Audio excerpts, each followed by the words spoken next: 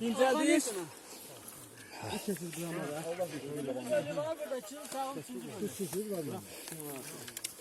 İkinci bölümde.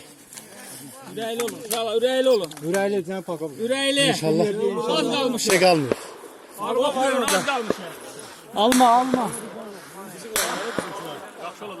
İnşallah. Callama çağlar.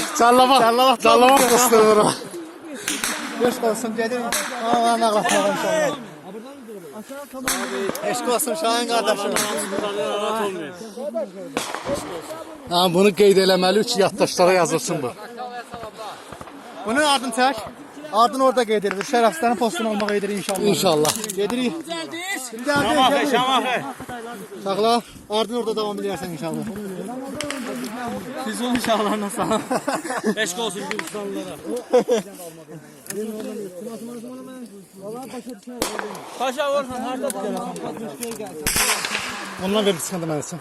İçirsən iç. Yok iç de gelmiş. Su verene şu. İç. Sakın çiğneme. Köylü. Gidiyor abi abi. Getdi. Geçti.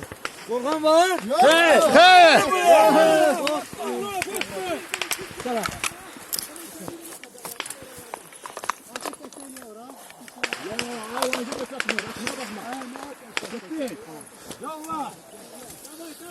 Arama savaşına kaçsana.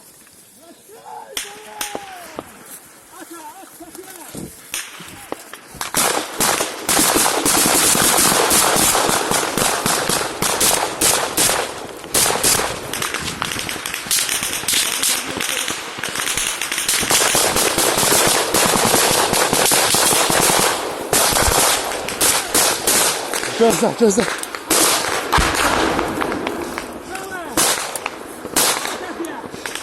Gəlin bu təpiyə. Kombatın sözünə qalaq asın belə.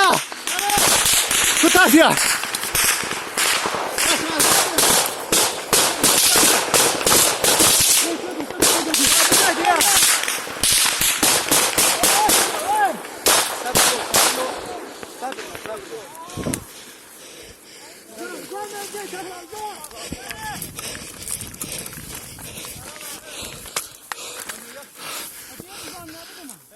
Qoca! Molla kəs belə!